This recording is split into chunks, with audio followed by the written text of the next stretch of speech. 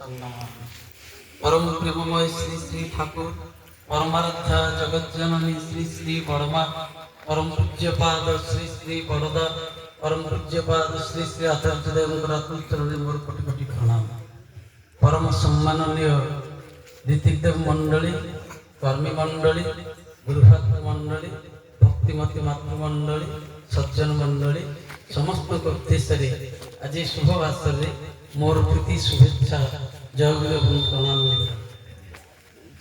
परम दयाल अपार करुणा आज जहाँ आम समस्ते जाचे पूर्व सम्माननीय हरिकृष्ण भाई कहले आम मान परम श्रद्धा इष्ट भ्राता छवि भाई तांकर ज्येष्ठ कन्यार शुभ परिणाम उपलक्षे ये विवाह प्राकाल मंगलमय रात्रुचरण से कन्यार सार्विक मंगल प्रार्थना निवेदन करवा ये अपूर्व सुजोग प्रदान करते दयाल रात्रुचरण प्रार्थना निवेदन रखी से कन्या की तार समस्त जीवन दे प्रभु प्रतिष्ठा कर चलू तार वैवाहिक जीवन परिवार जीवन समाज जीवन राष्ट्रीय जीवन मधुमय हो शांतिमय हो आनंदमय हो एवं श्रद्धेय छवि भाई तांकर परिवार परिवेश गोष्ठी समष्टि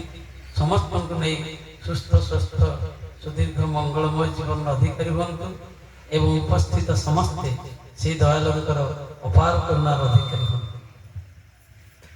छवि भाई विषय शुणुले छवि भाई को मुझे दिन ठार जानी जेबे से दीक्षा ग्रहण कले परिवार मोर मार्फत दीक्षा नहीं सेबे सहित मोर संपर्क एवं प्राय समय से मो सहित कांटेक्ट था मझे मझे फोन करती गोटे कथा विषय कह यथेष्ट हम से एभली इष्ट प्राण कौतुक हरि भाई प्रति गुरुवार दिन आमर जो साक्षीफल सत्संग श्री मंदिर सत्संग हुए साप्ताहिक सत्संग तांकर जे कौलिक वृत्ति माल करके ठाकुर को दबा से प्रभु को खुशी करती प्रति सप्ताह से माल नहीं जाते यहीटा गोटे निष्ठार कथा से बजे रखी बेसी खुशी हेली ये झीर विवाह पूर्व मास तले से मत बहु आग कहते दादा आम स्वस्थनी नबू मुझे स्वस्थनी नीति नियम विधि विधान आगे प्राक्टिस कर तापर स्वस्थनी नब ना आम प्राक्टिस कर चलू मुझे ठीक अच्छे जो मुहूर्त कह मुझे स्वस्थनी देवी एवं से शुभ मुहूर्त आसला मुझे घर को आसली से स्वामी स्त्री दी जन जाक स्वस्थनी देते आहरी आनंदर कथा तांकर एकमात्र पुत्र जे दिल्ली रे चाकरी करुछि से जते जानिला से ही बाप मां को ये साधु संत सत्संग कथा कहथिले से जो परिवेश रे अछि से एभली भाव रे उद्बुद्ध हेछि से बाप मां को कहला स्वस्थ न होई आ कहला मु गले मु स्वस्थ नै एवं से ता बापा को धरि करी सकाळ सकाळ खाली पेट तो स्वस्थ न हो पड़िबो सकाळ आम प्रार्थना परे परे से जाई बनमालीपुर बापू को दीज देखा सेठी से स्वस्थ ग्रहण करके आसिला एटा होची तांको परिवार गुरुत्व जे से माने ठाकुर केते भलो पांती ठाकुर को केते नेकरी जीवन में चलबा को चाहि छथि एवं तार फलश्रुति स्वरूप जहा हेछि आपण माने तांको देखिले जानि परिबे से कन्याटी एते इष्ट प्राण एते भक्तिमती फूल तो निजे गुंथे निजे नहीं दिए प्रति सप्ताह सत्संग जाए ता सहित से जन शिक्षयित्री एवं श्री श्री ठाकुर भावधारा एते सुंदर भाव से बुझी ठाकुर को जीवन में धरी किभली भाव से जीवन यापन कर जीवन में से प्राक्टिस कर आशा रखी परम दयाल चरण पुणी थे प्रार्थना निवेदन रखी সেই কন্যাটি তার দুই কুলর হিত সাধন করু, তার দাম্পত্য জীবনে প্রভু প্রতিষ্ঠা করু, পরিবার জীবনে প্রভু প্রতিষ্ঠা করু, আনন্দে রহু।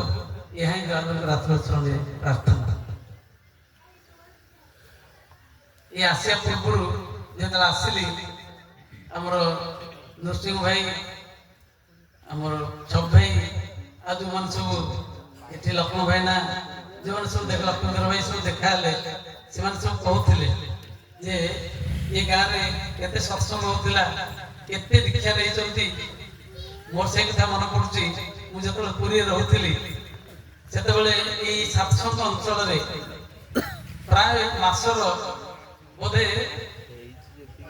अधे दिन माने 10 रु 15 दिन ए अंचल बुलिकी सत्संग होता एवं ए गाँव बोध हुए ए बालीसाई रे प्रति घरे दीक्षा एते वर्तमान जति आम बसीचे बोध हुए बालीसाई लोक खूब कम थे बाहर लोक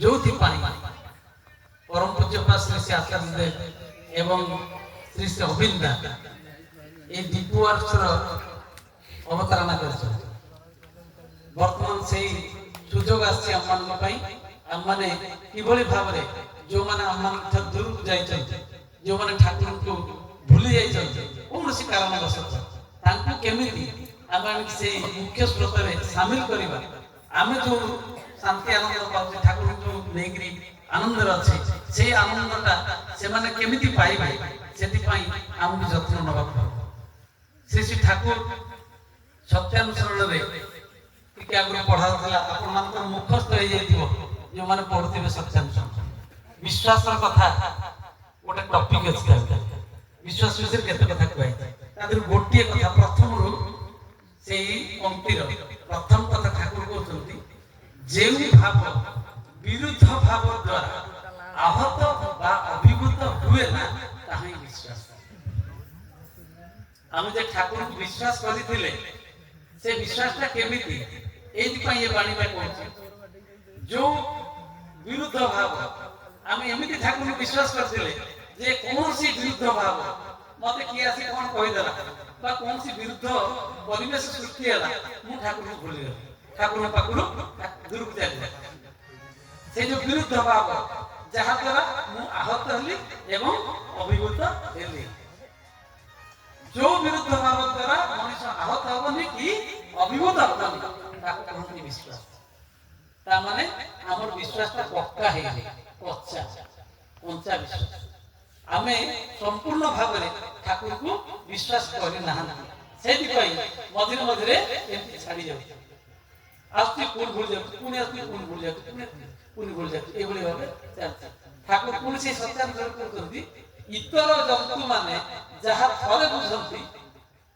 परे भूलंती आपण इतर जंतु मनुष्यत्वर जीव जो माने से माने जोटा थरे बुझंती से केबेले भूली जाते ठाकुर कहउथि आज बुझी पुणी काली बुझा जाय ना या कभी सुगाला साज नाही बुझवा ए करिति आमी जंती भूली न जाऊ आम मनीष आम विश्वास से पक्का हवा दरकार से संक्रांत रे गोटे कथा कहि आचार्य जी कथा कहते विश्वासटा केमिति आपन चिंता करिवे भाबी आसाम गोटे दीप रे जने गुरु भाई थे दीक्षा ले करती चाकरी सूत्र रे से चाकरी करथान ताको रिटायरमेंट हे अवसर करे से ताको घर को जिवे घर को गला वाला से तब आपन जानते आसाम प्राय जगह रे आमर जेमति ओडिया भागवत सिटी सेमति शंकर देवकर भागवत अछि से शंकर देव समस्त मानती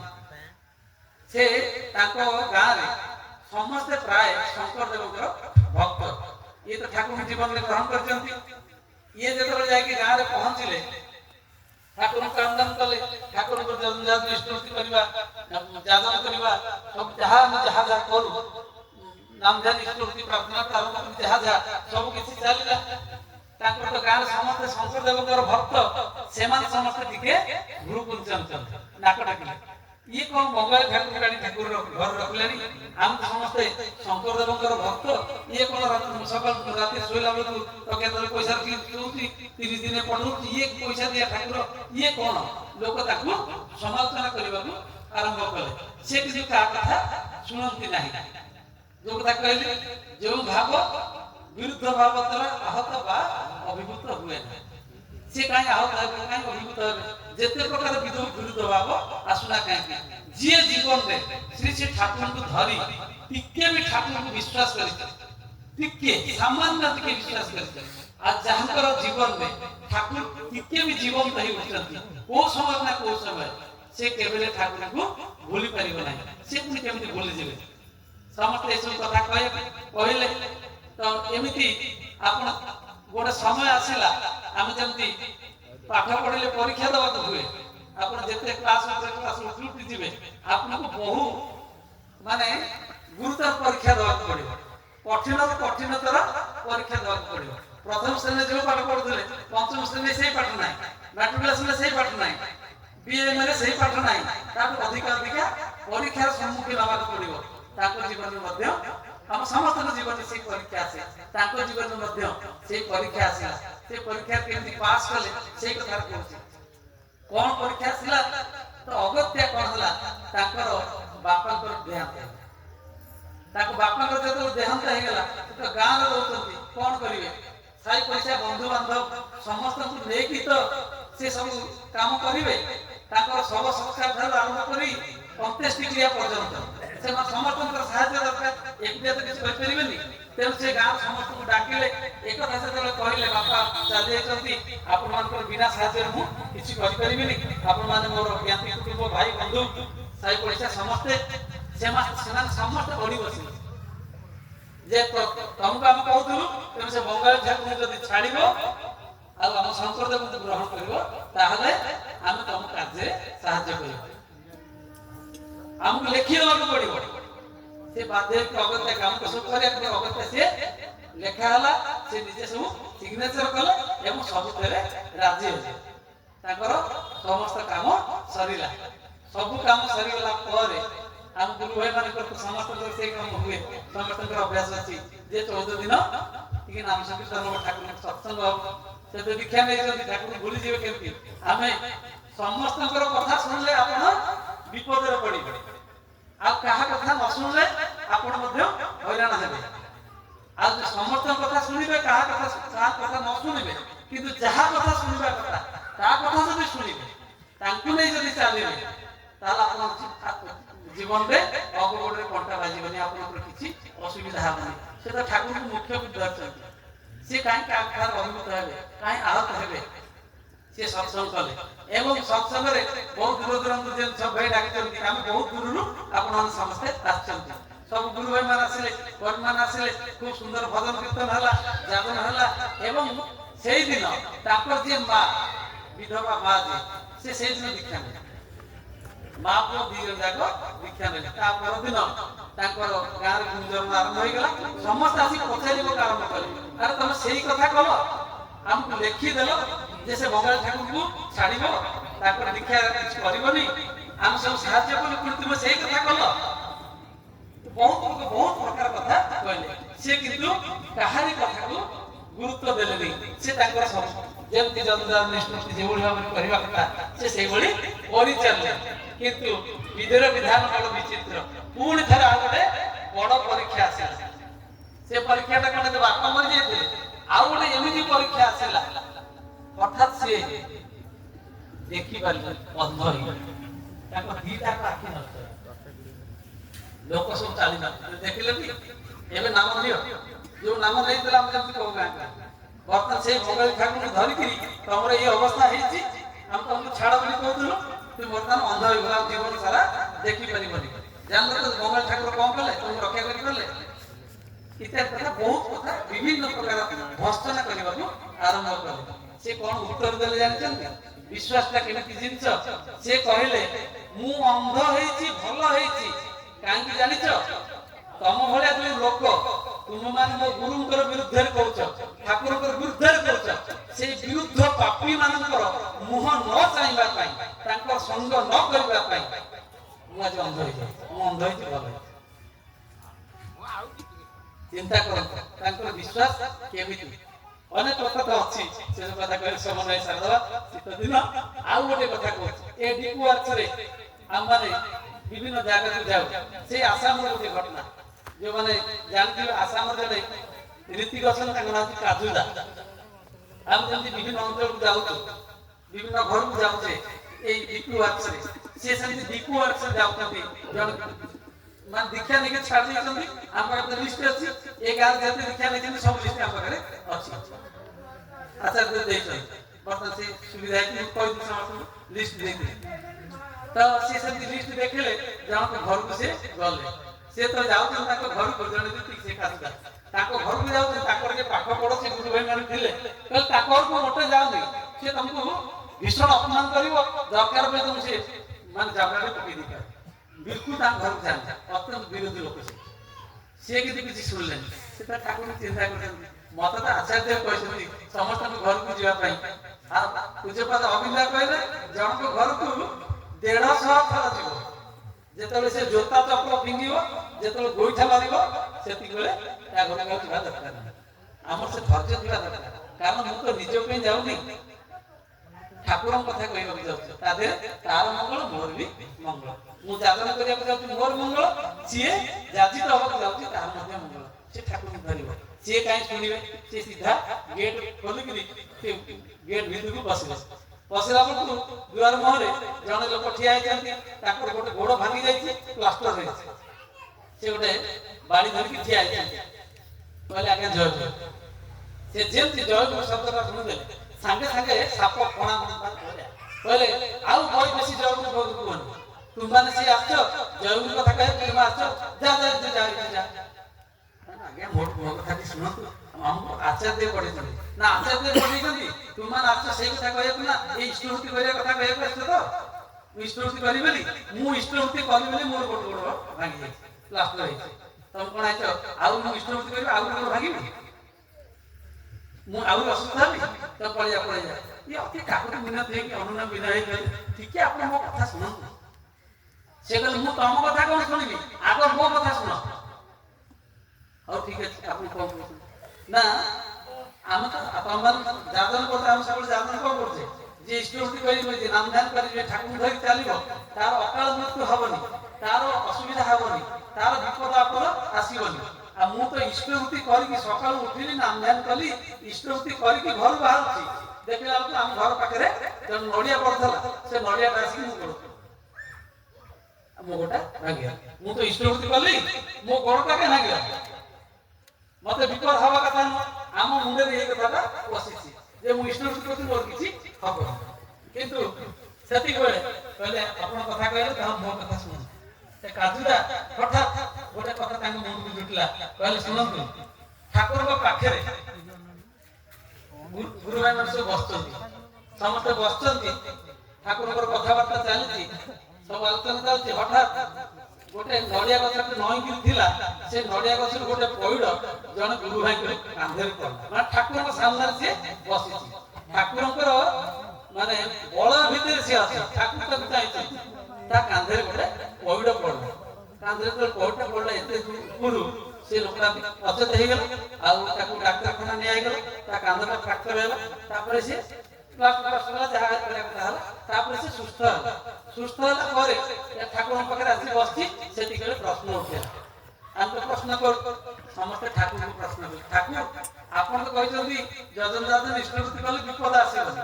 ସେ ଲୋକ ତ ଯଜନ ଯାଜନ ଇଷ୍ଟଭୂତି କରୁଛି, ଇଷ୍ଟଭୂତି ଠିକ କରିଛି, ପୁଣି ଆପଣଙ୍କ ପାଖରେ ବସିଛି, ଆପଣଙ୍କର ଚକ୍ଷୁର ଆଢୁଆଳରେ ସିଏ ଅଛି, ଆପଣଙ୍କର ବଳ ଭିତରେ ଅଛି, ପୁଣି ଆପଣ ତାକୁ ଚାହିଁଛନ୍ତି। ଯୋଉଠି ପୁରୁଷୋତ୍ତମ ଭଗବାନ ଚାହିଁଛନ୍ତି, ତାର ବିପଦ ପୁଣି କେମିତି ଆସିବ? ଠାକୁର ଯେତେ ଚାହିଁଲେ ଯେ ଉତ୍ତର ନ ଦେବା ପାଇଁ, କିନ୍ତୁ ଭକ୍ତମାନେ ଛାଡ଼ିଲେଣି। ଠାକୁର ଶେଷକୁ କହିଲେ ତାକୁ ପଚାର କଣ ହେଇଛି, ସିଏ କହିଲେ। ତାକୁ ଯେତେବେଳେ ପଚରା ହେଲା, ସିଏ କହୁଛି ଅନେକ ଦିନ ତଳେ ମୁଁ ଗୋଟେ ଆମ ବାଡ଼ିରେ ଗୋଟେ ବାଛୁରୀ ପଶିଥିଲା, ସେ ମୋ ଶସ୍ୟ ଖାଇଯାଉଥିଲା, ମୋ କ୍ଷେତ ଖାଇଯାଉଥିଲା। ମୋ ଭୀଷଣ ରାଗ ହେଲା, ସକାଳୁ ଉଠି ମୁଁ ତା ଉପରେ ବାଉଁଶ, ଆଉ ସେ ବାଉଁଶଟା ଯାଇକି ମୁଣ୍ଡରେ ବାଜିଲା, ଏଭଳି ଭାବରେ ବାଜିଲା ଯେ ସେ ବାଛୁରୀଟା ସେଇଠି ଟଳି ପଡ଼ିଲା, ସାଙ୍ଗେ ସାଙ୍ଗେ ମରିଗଲା। ସେ ତ କେହି ନାହାନ୍ତି, ଆମର ଗୋରୁ ମାରିଲେ ଯୋଉ ପାପ ହୁଏ ମାନେ ମହାପାପ ଆମେ ହିନ୍ଦୁ ଲୋକ ସବୁ ସିଏ କଣ କଲା ଦେଖିଲେ ଏଠି କେହି ନାହାନ୍ତି ମୁଁ ହେଲେ କାହିଁ ମନ୍ତବ୍ୟକୁ ଯିବି ଏତେ ପାଦ ଦୋଷ ଲାଗିବ ଏ ସିଏ କରିବାକୁ ପଡିବ ପ୍ରାଚିତ କରିବାକୁ ସିଏ କିଛି ନ କରିକି ବାଛୁଟାକୁ ବାହାର ପଡିଦେଲା ସେ ଚୁପଚାପ ତା କାମ କରିଚାଲିଲା। এই কথাটি সে কହୁଛି ଓ ସେ ଯୋଉ ପାପଟା ମୁଁ କରିଥିଲି ସେ ପାପଟା ବର୍ତ୍ତମାନ ମତେ ରକ୍ଷା କରିଦେଲା। ଯଦି ସେଇ ପଇଡଟା ମୋ କାନ୍ଧରେ ନ ପଡିକି ମୋ ମୁଣ୍ଡରେ ପଡିଥାନ୍ତା ମୋର ଜୀବନଟା ଚାଲି ଯାଇଥାନ୍ତା ମୁଁ ସେଇଠି ଟଳି ପଡିଥାନ୍ତି। କେବଳ ଠାକୁରଙ୍କୁ ଧରିଥିଲି ବୋଲି ଠାକୁରଙ୍କର ଏ ଚକ୍ର ଆଢୁଆଳରେ ଥିଲି ବୋଲି ଇଷ୍ଟଭୃତି କରୁଥିଲି ବୋଲି ମୁଁ ବଞ୍ଚିଗଲି।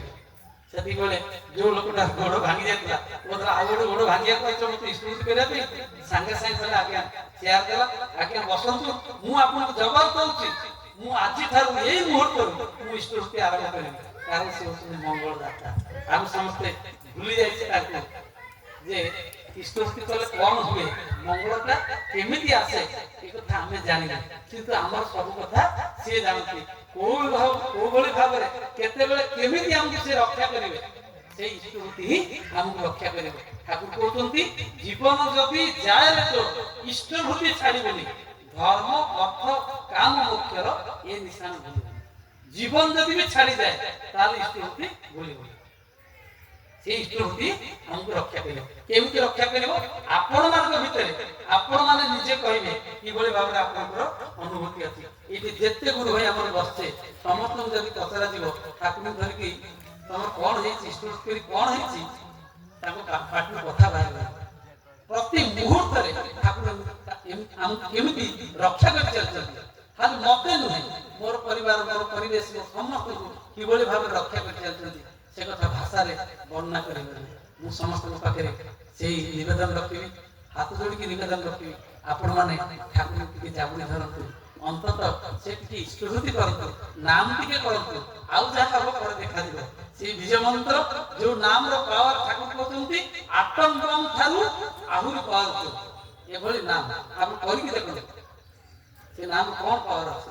ଆଉ ଇଷ୍ଟଭୃତି ଖାଲି ନାମ କଲେ ହବନି যতই করি নাম ধ্যান ইষ্টভূতি ছাড়া সবই জানি স্থল ব্যর্থ বন্ধ্যা শক্তি যেতে নাম ধ্যান কর যেতে কেবল কীর্তন কর যেতে সৎসঙ্গ কর যদি ইষ্টভূতি নাই কারণ ইষ্টভূতির তাଙ୍କ সହିତ যোଗ সূত্র ইষ্টভূতিরে দীক্ষা বঞ্চে শরীর বঞ্চে কর্মে সদাচারের সমাজ বঞ্চে জীবন বঞ্চে ধর্মে ইষ্টভূতি নাই মানে ତାଙ୍କ ସହିତ ମୋର ଯୋଗଯୁକ୍ତ ନୁହଁ କନେକ୍ସନ ନାହିଁ।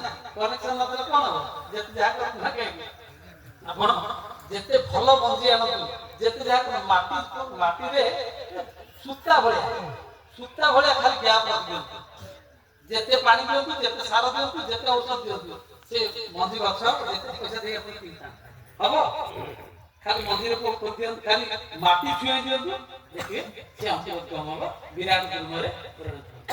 ସେ ହେଉଛି ଇଷ୍ଟଭୂତି। ତେଣୁ ଆମକୁ କୁହାଯାଇଛି ପରମେଶ୍ୱର ସେଇ କଥା ଆଲୋଚନା ହେଉଥିଲା ଯେତେବେଳେ ଆମେ ମଞ୍ଜିରେ ପୋତୁଛେ ସେତେବେଳେ ତାର ଯଦି ଉପଯୁକ୍ତ ପରିମାଣ ଟିକେ ଜଳବାୟୁ ଉତ୍ତାପ ନପାଇ ଜଳ ସିଞ୍ଚନ ନ ହବ ତାର ଅଙ୍କୁରୋତ୍ଗମ ହବନି ସେ ଗଛ ହବ।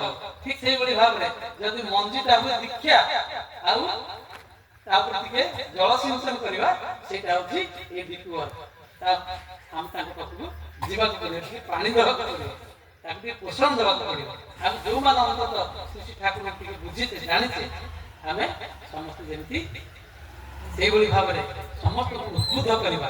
ଆଉ ଯାହା କହୁଥିଲେ 25 ତାରିଖରେ ସେଇ ସାକ୍ଷୀଗୋପାଳ ଯୋଉ ସ୍ମୃତି ମନ୍ଦିର ଏଇଟା ଅନନ୍ୟ ମନ୍ଦିର ଶ୍ରୀ ଠାକୁର ବଙ୍ଗଳା ଛଡା ଅନ୍ୟ କୌଣସି ଜାଗାକୁ ଯାଇନାହାନ୍ତି ଓଡ଼ିଶାକୁ ଯାହାକୁ ପୁରୀ ଆଉ ସାକ୍ଷୀଗୋପାଳର ଯୋଉ ଇତିହାସ ଆପଣ ସମସ୍ତେ ଜାଣିଛନ୍ତି ମାନେ ଠାକୁର କାହାକୁ କିଛି ନ କହିକିରି ଦୀର୍ଘ 25 କିଲୋମିଟର ବାଟ 20-25 କିଲୋମିଟର ନିଜେ ଚାଲିକି ପଳେଇ ଆସିଛନ୍ତି ଏବଂ ଏଇଠି ଯୋଉ ଜାଗାରେ ଆମର ମନ୍ଦିର ହେଇଛି ସେଇ ଜାଗାରୁ ସାକ୍ଷୀଗୋପାଳ ନାଁ ଶୁଣିକି ଫେରି ଯାଇଥିଲେ। ସେଇ ସ୍ମୃତି ମନ୍ଦିର ଅନ୍ୟ ସବୁ ଜାଗାରେ ମନ୍ଦିର ଆମେ କହୁଛେ ଏଇଟା ସ୍ମୃତି ମନ୍ଦିର ଠାକୁରଙ୍କର ସ୍ମୃତି ସେଠି ରହିଛି ଠାକୁରଙ୍କର ପଦଚିହ୍ନ ରହିଛି।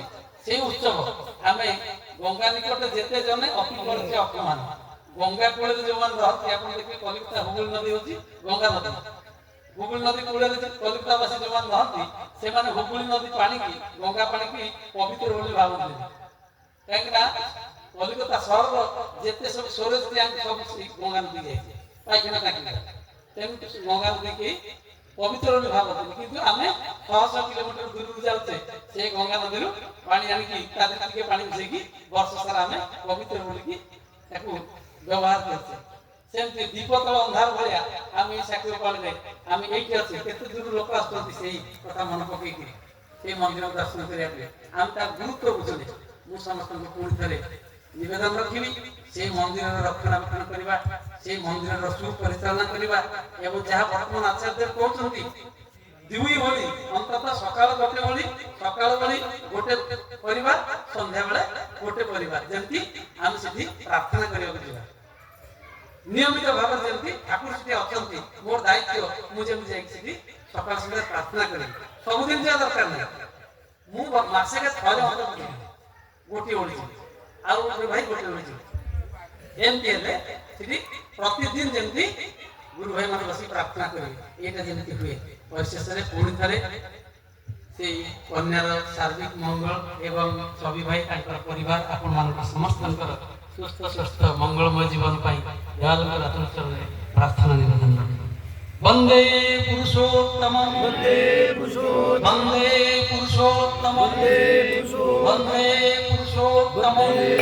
परम प्रेममय श्री श्री ठाकुर अनुकूल चंद्र जी की परम राधा जगत जननी श्री श्री बड़मा की परम पूज्य पाद श्री श्री बड़दा की परम पूज्य पाद श्री श्री आचार्य देव की सात संग की वंदे पुरुषोत्तम वंदे आर्य पितृ वंदे मातृवर्ग वंदे अहं सृष्टि दैवता वंदे पुरुषोत्तम परम प्रेममय श्री श्री ठाकुर अनुकूल चंद्र जी की जय।